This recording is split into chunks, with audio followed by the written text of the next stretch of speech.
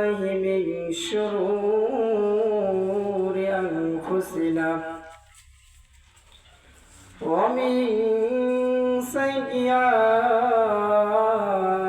أعمالنا من يهده الله فلا مضل له ومن يضلله فلا هادي له ونشهد أن لا إله إلا الله وحده لا شريك له ونشهد أن سيدنا وسندنا وحبيبنا ومولانا محمدا عبده ورسوله الذي أرسل رسوله بالحق بشيرا ونذيرا وداعيا إلى الله بإذنه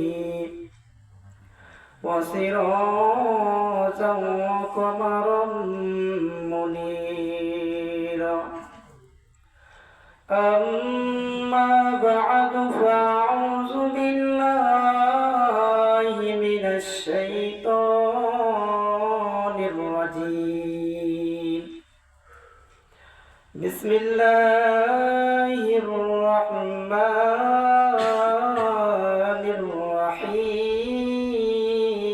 الرحيم قد أفلح من تزكى صدق الله العظيم أو كما قال النبي عليه الصلاة والسلام صدق الله مولانا العظيم وصدق رسوله النبي الأمي الكريم ونحن على ذلك من الشاهدين والشاكرين والذاكرين والحمد لله رب العالمين اللهم صل على سيدنا محمد النبي الأمي وآله وسلم صلى الله عليه وسلم صلى الله عليه وسلم الحمد لله জুম্মা নামাজের উপস্থিত মুসল্লি কিরাম সম্মুখপানে সমাবেত দিন প্রিয় ইসলাম প্রিয় দিনদার ইমানদার মুসলমানগণ সবার প্রতি আমার সালাম আসসালামু আলাইকুম ওয়া রাহমাতুল্লাহি ওয়া বারাকাতুহু আমি আপনাদের সামনে পবিত্র কালামুল্লাহ শরীফ থেকে একখানা আয়াত তেলাওয়াত করেছি এগুলোকে সামনে রেখে কিছু আলোচনা করব আল্লাহ পাক রব্বুল আলামিন আমাকে আলোচনা করার এবং আপনাদেরকে শোনার তৌফিক দান করুক একটু জবান খুলে বলুন আমিন আমিন আল্লাহ পাক রব্বুল আলামিনের দরবারে অসংখ্য শুকরিয়া যে মহান আল্লাহ পাক রব্বুল আলামিন আমাদের সকলকে দয়া করে মায়া করে বিভিন্ন কাজকর্ম থেকে সুস্থতা রেখে সুস্থতা হচ্ছে আল্লাহ পাক রব্বুল আলামিনের একটি বিরাট নিয়ামত বলুন আলহামদুলিল্লাহ আল্লাহ পাক আমাদের সকলকে একত্রিত করেছেন আজকে পবিত্র জুমার দিনে এজন্য আল্লাহ পাক রব্বুল আলামিনের দরবারে আবার অসংখ্য শুকরিয়া আদায় করি সকলে বলি আলহামদুলিল্লাহ দুরূদ ও সালাম সাইয়্যিদুল মুরসালিন রাহমাতাল লিল আলামিন খাতামুন নবিয়্যিন সাইয়্যিদুস সাকুলাইন ইমামুল মুরসালিন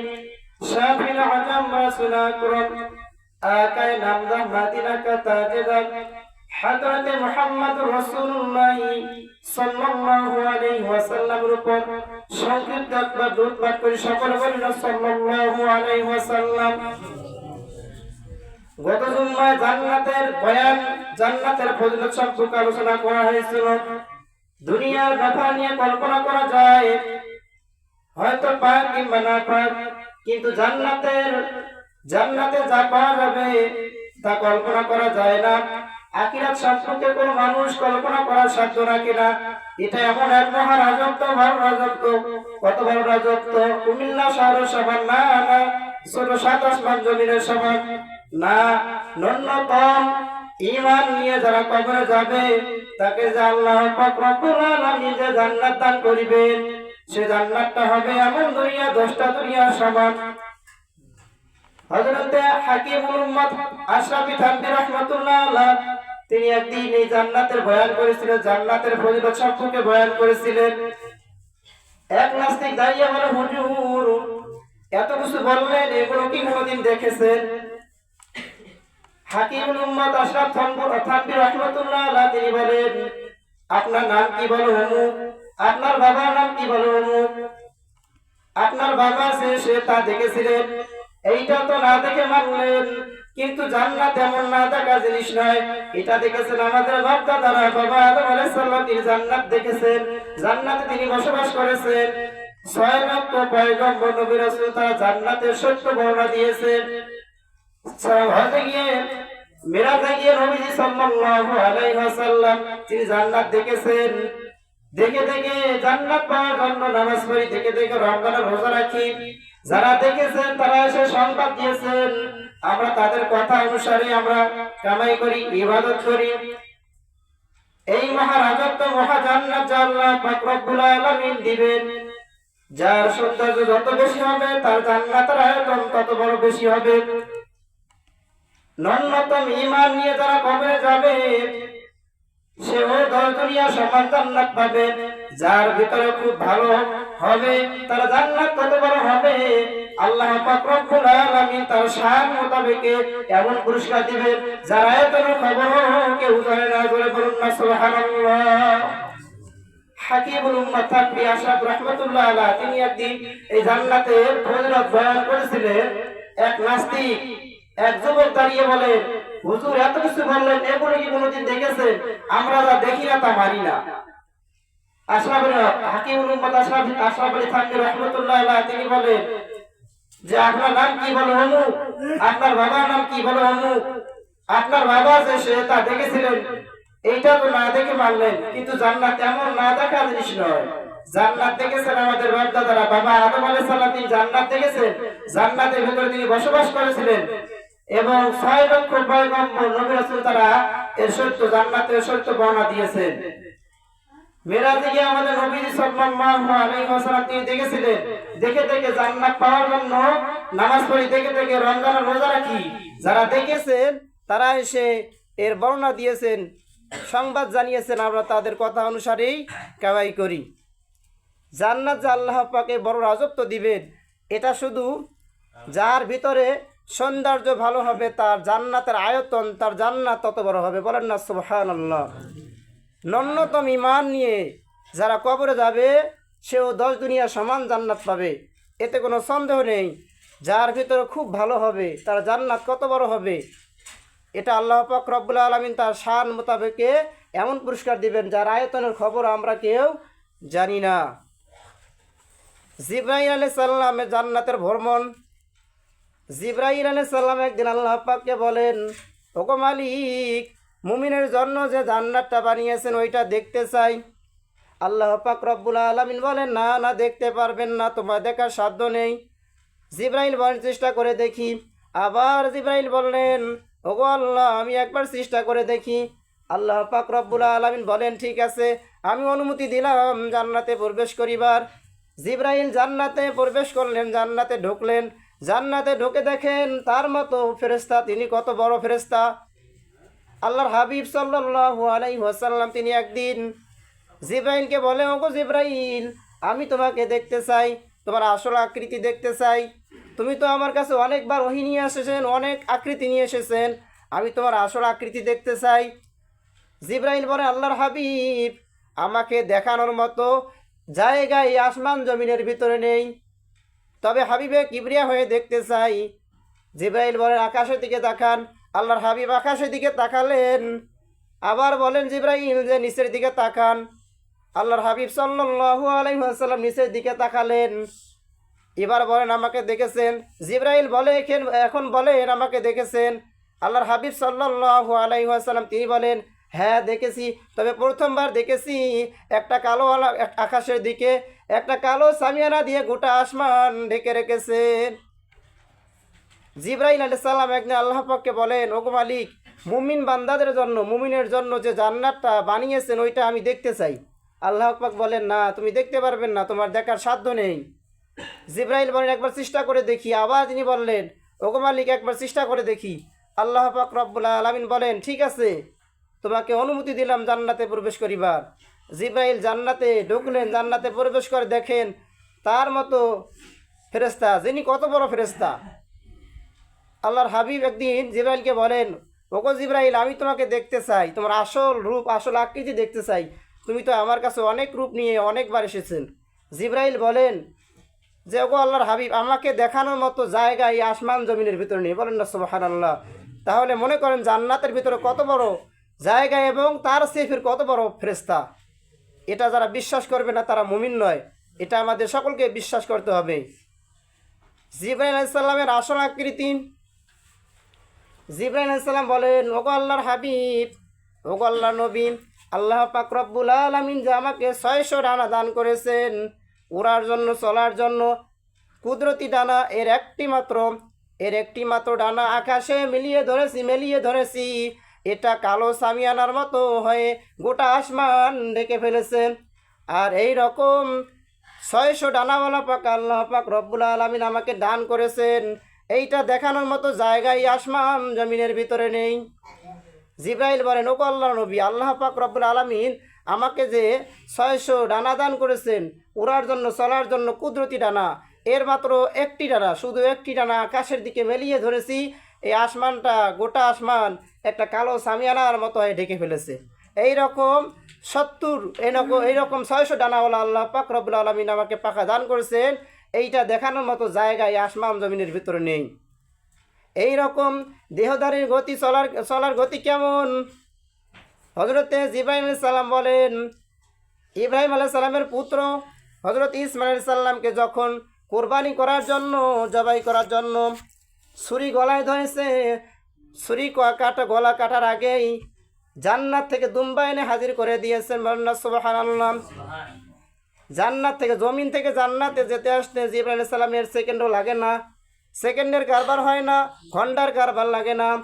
এই রকম গতি দিয়ে ইউসুফ আলাইহিস সালামকে তার ভাইয়েরা যখন কূপের ভিতরে ফেলেছিল, আল্লাহ পাক বলেন, ওগো জিব্রাইল, আমার ইউসুফকে তার ভাইয়েরা কূপের ভিতরে ফেলেছে, তুমি যাও, আমার ইউসুফকে তাড়াতাড়ি করে যাও। জিব্রাইল আলাইহিস সালাম বলেন, আমি সিদরাতুল মুনতাহায় আছি। আল্লাহ পাক বলেন, এখনই যাও, ইউসুফকে গিয়ে কূপের তল দেশে গিয়ে ইউসুফের নিচে পাখা তোমার ডানা বিছিয়ে দিয়ে আমার ইউসুফকে তুলে কুলে নাও। আমার ইউসুফের পায়ের পাতা যেন পানির স্পর্শ না পায়। ইব্রাহিম আলাইহিস এই রকম দেহর গতিকে আর কীরকম? ইব্রাহিম আলাইহিস সালামের পুত্র ইসমাইল আলাইহিস সালামকে যখন কুরবানি করার জন্য গলায় ছুরি ধরেছিলেন, জবাই করার জন্য, গলা কাটার আগেই জান্নাত থেকে দুম্বা এনে হাজির করে দিয়েছেন জিব্রাইল আলাইহিস সালাম। জমিন থেকে জান্নাতে যেতে আসতে জিব্রাইল আলাইহিস সালামের সেকেন্ডও লাগে না, সেকেন্ডের কারবার হয় না, ঘন্টার কারবার লাগে না। ইউসুফ আলাইহিস সালামকে তার ভাইয়েরা কূপে ফেলেছিল, অর্থাৎ তারা 10 ভাই ছিলেন, হাদিসের মধ্যে আছে 12 ভাই ছিলেন। তারা মানে ইউসুফ আলাইহিস সালামের পিতা ইউসুফ আলাইহিস সালামকে মানে একটু বেশি ভালোবেসেছিল, বেশি আদর করেছিলেন। তারা দেখতে পারেনি, এই কারণে তারা তার ভাইকে কূপের ভিতরে ফেলেছে। আল্লাহ পাক রব্বুল আলামিন বলেন যে, ওগো জিব্রাইল, আমার ইউসুফকে তার ভাইয়েরা কূপের ভিতরে ফেলেছে, তুমি যাও তাড়াতাড়ি। জিব্রাইল আলাইহিস সালাম বলেন, আমি সিদরাতুল মুনতাহায়। আল্লাহ পাক বলেন, এখনই যাও, আমার ইউসুফ আলাইহিস সালামের যে কূপের ভিতরে ফেলেছে, কূপের তল দেশে গিয়ে ইউসুফ আলাইহিস সালামের নিচে তোমার ডানা বিছিয়ে দাও, দিয়ে আমার ইউসুফকে কোলে তুলে নাও, আমার ইউসুফের পায়ের পাতা যেন পানির স্পর্শ না লাগে। জিবরাইল আলাইহিস সালাম সিদরাতুল মুনতাহা থেকে কূপের নিচে গিয়ে ইউসুফ আলাইহিস সালামের নিচে ডানা বিছিয়ে দিয়েছেন। বলেন না সুবহানাল্লাহ। জিবরাইল আলাইহিস সালাম সিদরাতুল মুনতাহা থেকে কূপের নিচে গিয়ে ইউসুফ আলাইহিস সালামের নিচে ডানা বিছিয়ে দিয়েছেন। এই রকম গতি দিয়ে জিবরাইল আলাইহিস সালাম জান্নাতের ভিতরে ৭০,০০০ বছর ঘুরে ঘুরে জান্নাতের 2টা পিলার মাত্র পেয়েছে, এর বেশি কিছু পাননি। এই মহাজান্নাত, এত বড় জান্নাত যে আল্লাহ পাক রব্বুল আলামিন দিবেন, এটা সুন্দর চেহারা, সুন্দর সৌন্দর্য চেহারা, ফুটফুটে চেহারা, কালো না সাদা চামড়া দেহে দিবে না। এটা শুধু একমাত্র আল্লাহ পাক রব্বুল আলামিন বান্দার অন্তর দেখে দিবেন, বান্দার কলব দেখে দিবেন। এই রকম গতি দিয়ে জান্নাতের ভিতরে ৭০,০০০ বছর জিবরাইল আলাইহিস সালাম ঘুরে ঘুরে জান্নাতের মাত্র 2টা পিলার পেয়েছে, এর বেশি কিছু পাননি। এত বড় রাজত্ব, এত বড় জান্নাত যে আল্লাহ পাক রব্বুল আলামিন দিবেন, এরা শুধু চামড়া দেখে দিবেন না, সৌন্দর্য, সুন্দর চেহারা, সুন্দর শরীর দেখে দিবেন না, এটা শুধু একমাত্র আল্লাহ পাক রব্বুল আলামিন বান্দার অন্তর কলব দেখে দিবেন। বান্দার অন্তর গুনাহমুক্ত না, গুনাহ দ্বারা ভরপুর। আল্লাহ পাক যেন আমাদের সকলকে গুনাহমুক্ত কলব দান করে। একটু জবান খুলে পড়েন না আমিন। আজকের যে খুতবার আলোচনা হচ্ছে নারীর পর্দায় ইসলামের শিক্ষা সম্পর্কে, হযরতে জাবের রাদিয়াল্লাহু তাআলা আনহু হইতে বর্ণিত, তিনি বলেন, আল্লাহর হাবিব সাল্লাল্লাহু আলাইহি ওয়াসাল্লাম তিনি ইরশাদ করেছেন, তিনি বলেছেন, ও যুবকেরা, তোমরা ওই সব মহিলাদের ঘরে বাড়িতে প্রবেশ করবেন না যেসব মহিলাদের বাড়িতে স্বামী অনুপস্থিত, বাড়িতে নেই, কারণ শয়তান তোমাদের শিরা উপশিরায় অতিবাহিত হয়। আমরা আরজ করলাম, ইয়া রাসূলুল্লাহ, আপনারও? আল্লাহর হাবিব সাল্লাল্লাহু আলাইহি ওয়াসাল্লাম তিনি বলেন, হ্যাঁ আমারও, তবে আল্লাহ পাক আমাকে সাহায্য করেন বিধায় আমি তাদের থেকে নিরাপদ থাকি। আল্লাহর হাবিব সাল্লাল্লাহু আলাইহি সাল্লাম তিনি বলেছেন, আজকে যে খুতবার আলোচনা, তিনি বলেছেন যে তোমরা ওইসব মহিলাদের বাড়িতে প্রবেশ করিবেন না যাদের স্বামী বাড়িতে নেই, অনুপস্থিত, কারণ শয়তান তোমাদের শিরা উপশিরা অতিবাহিত হয়। তোমরা ওইসব মহিলাদের বাড়িতে প্রবেশ করবেন না। আমরা আরজ করলাম, ইয়া রাসূলুল্লাহ, তোমারও? আল্লাহর হাবিব সাল্লাল্লাহু আলাইহি ওয়াসাল্লাম তিনি বললেন, হ্যাঁ আমারও, তবে আমাকে আল্লাহ পাক সাহায্য করেন বিধায় আমি তাদের থেকে নিরাপদ থাকি। আল্লাহর হাবিব সাল্লাল্লাহু আলাইহি ওয়াসাল্লাম তিনি আরো বললেন, নারী হচ্ছে গোপনীয় জীব, যখন তারা প্রকাশ্যে বের হয় শয়তান তখন তাদের উকি মেরে ঝুঁকি মেরে তাকায়, আর যখন কোনো মহিলা ঘরের ভিতর বাড়িতে অবস্থান করে তখন সে মহিলা আল্লাহ পাকের রহমতের নিকটবর্তী হয়। বলেন সুবহানাল্লাহ। আল্লাহর হাবিব সাল্লাল্লাহু আলাইহি ওয়াসাল্লাম তিনি বলেন, যেসব নারী হচ্ছে গোপনীয় জীব, যখন তারা প্রকাশ্যে বের হয় তখন শয়তান উকি মেরে তাদের দিকে তাকায়, আর যখন তারা ঘরে অবস্থান করে, বাড়িতে অবস্থান করে, তখন সে মহিলা আল্লাহ পাকের রহমত নিকটবর্তী, আল্লাহ পাকের রহমতের নিকটবর্তী হয়। বলেন সুবহানাল্লাহ। আর আমরা যারা এখানে এই হাদিসটা শুনলাম, আমরা আমাদের বাড়িতে বলবো, আমাদের যাদের স্ত্রী আছে তাদের সকলকে বলবেন, তারা যেন একটু পর্দা হিসাবে ইসলামের পর্দা যেন মানে, তারা সেইভাবে যেন বাহিরে আল্লাহ পাক যেন আমাদেরকে বলার তাওফিক দান করে। এবং আমাদের যে কিছুক্ষণ শুনলাম আলোচনা, গুনাহমুক্ত কলব, আল্লাহ পাক যে এত বড় জান্নাত দিবেন, এটা সুন্দর চেহারা দেখে দিবেন না, এটা শুধু ঈমান, পবিত্র কলব, পরিষ্কার কলব দেখে আল্লাহ পাক এত বড় জান্নাত দিবেন। আল্লাহ পাক যেন আমাদের সকলকে গুনাহমুক্ত কলব দান করে। আর বলেন আমিন।